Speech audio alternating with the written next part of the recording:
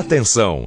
Começa agora uma teleaula de leitura e interpretação de desenho técnico mecânico do curso profissionalizante. Você vai assistir a teleaula de número 7. Bons estudos!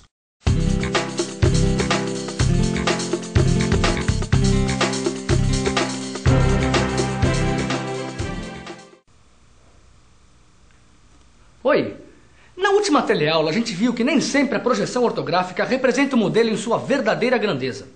Se os modelos estiverem em posição oblíqua ao plano de projeção, por exemplo, as projeções vão ser menores. Ora bolas! Mas a projeção ortográfica não veio justamente para dar precisão às representações? Foi isso que eu perguntei ao Ananias. E a resposta para essa pergunta, o Caio e você vão ficar sabendo nessa teleaula. Hoje você vai saber como se faz a projeção ortográfica de um prisma retangular em 3 planos de projeção: o horizontal, o vertical e o lateral. E vai saber o que é e como se faz o rebatimento dos planos horizontal e lateral. Beleza, meus planos de projeção já estão prontos para mais uma teleaula. Você.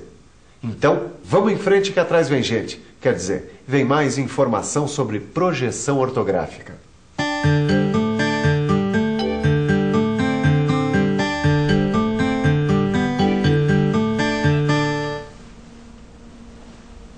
Você já sabe que aqui no Brasil a gente adota a representação no primeiro diedro, não é mesmo? São 2 planos de projeção, o plano vertical e o plano horizontal. Mas para representar com precisão um sólido geométrico como esse aqui, ou qualquer objeto tridimensional, a gente vai precisar de mais um plano de projeção. Olha só.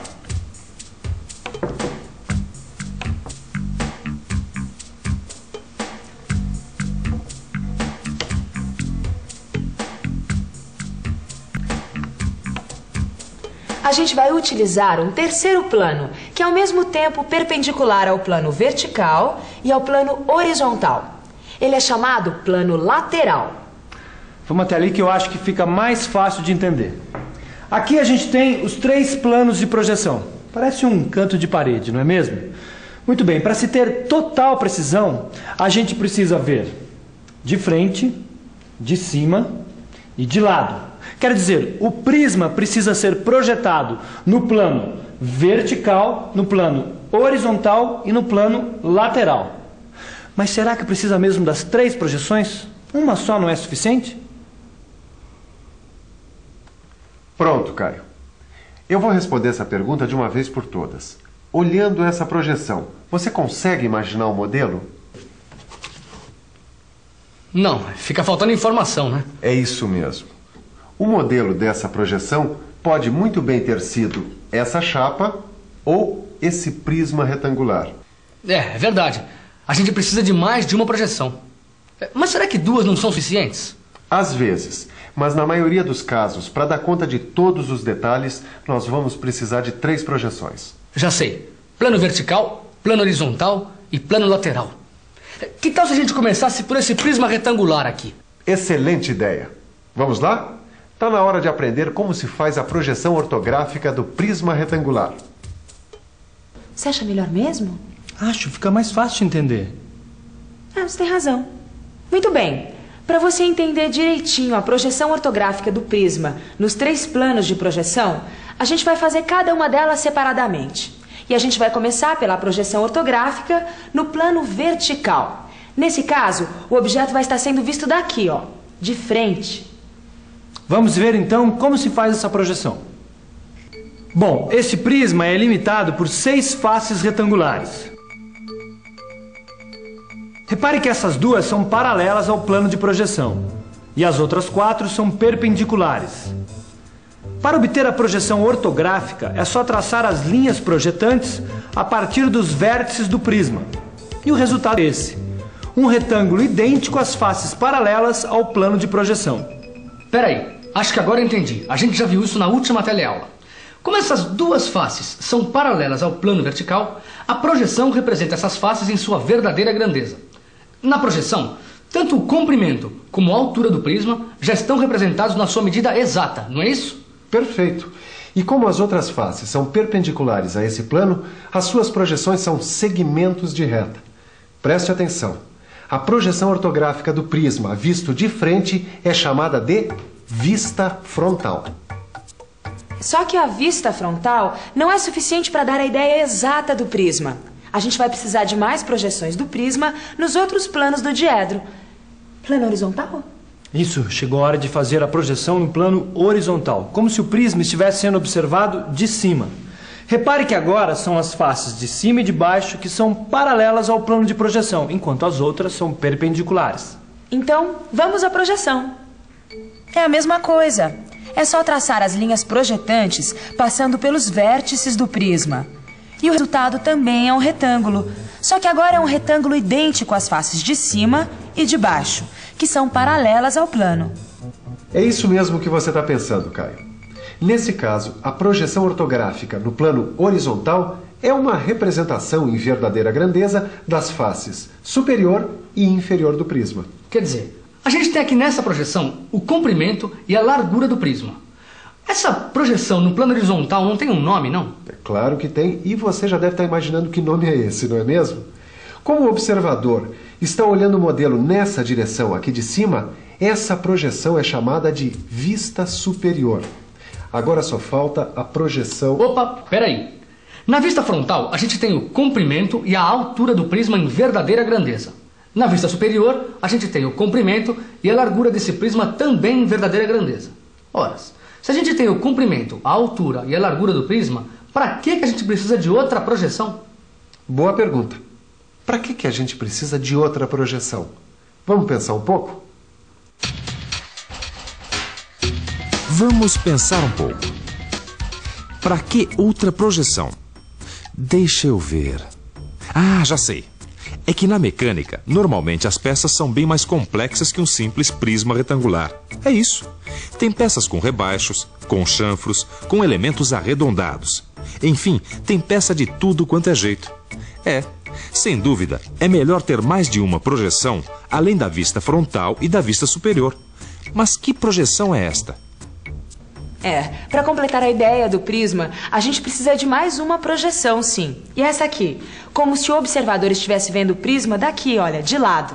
Do lado esquerdo. É por isso que essa projeção neste terceiro plano é chamada de vista lateral esquerda. Observe que agora são essas duas faces laterais que ficam paralelas ao plano. Vamos lá.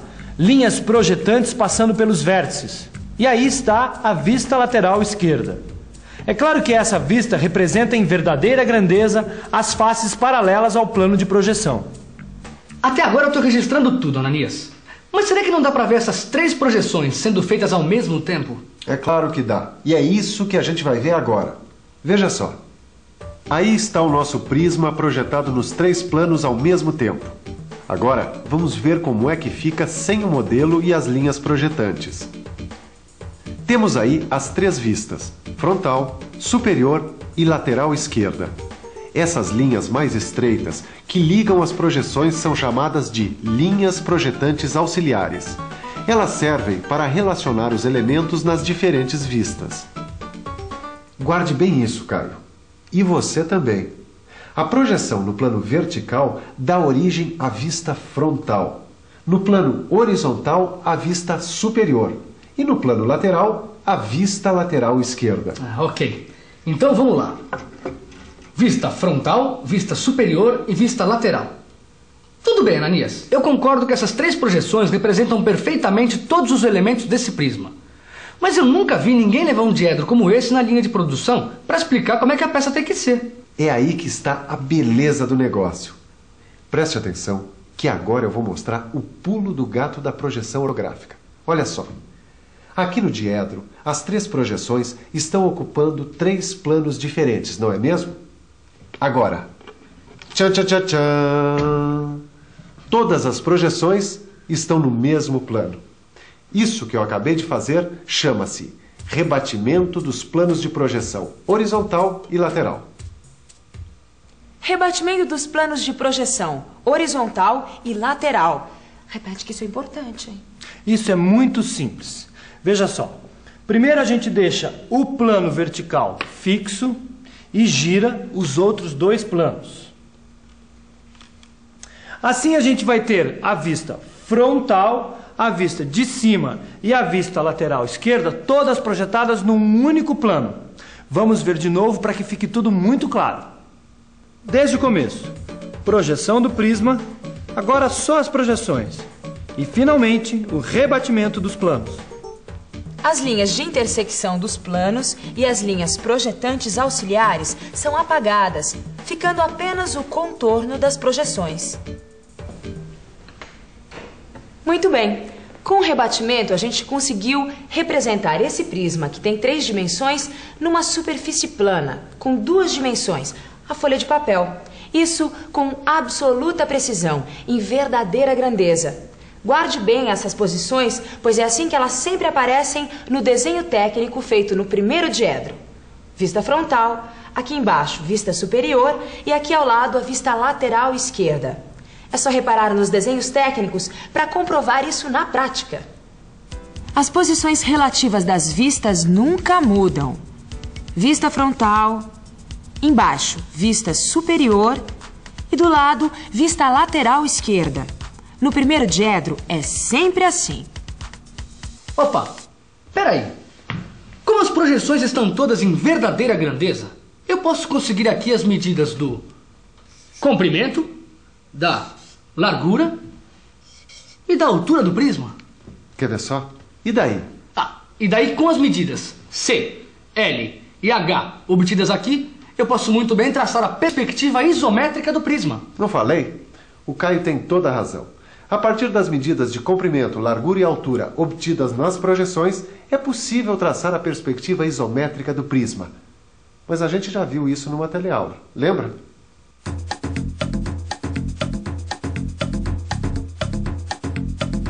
É só ir marcando as medidas nos respectivos eixos e traçar as linhas isométricas que definem cada uma das faces.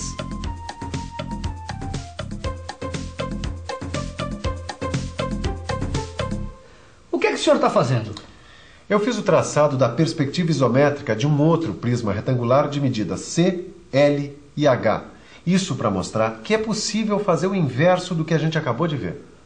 A gente acabou de ver que com as medidas das projeções é possível se fazer o traçado da perspectiva isométrica. Então é isso mesmo que você está pensando. Dá para fazer as projeções ortográficas partindo do traçado da perspectiva isométrica. Isso se as medidas estiverem indicadas, é claro. Bom, agora é com você. Mãos à obra. Vamos lá. Enquanto o Caio quebra a cabeça, a gente podia aproveitar para rever tudo o que foi visto na teleaula de hoje. E atenção, se liga aí que é hora da revisão.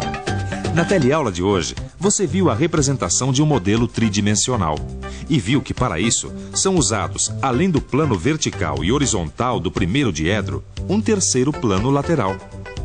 Você aprendeu como se faz a projeção de um prisma retangular em cada um desses planos separadamente e como são chamadas essas projeções: vista frontal, vista superior e vista lateral esquerda.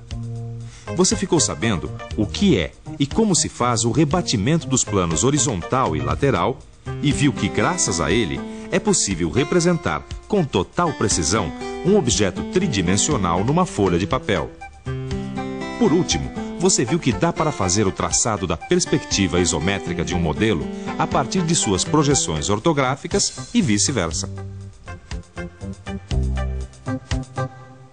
Aí está, a partir da perspectiva isométrica, eu cheguei fácil à representação das vistas ortográficas, que é a mesma coisa que projeções ortográficas. É, muito bem. Se você quiser ter essa facilidade do Miguel para chegar de uma até a outra, só tem um jeito: fazer os exercícios do seu livro de estudos.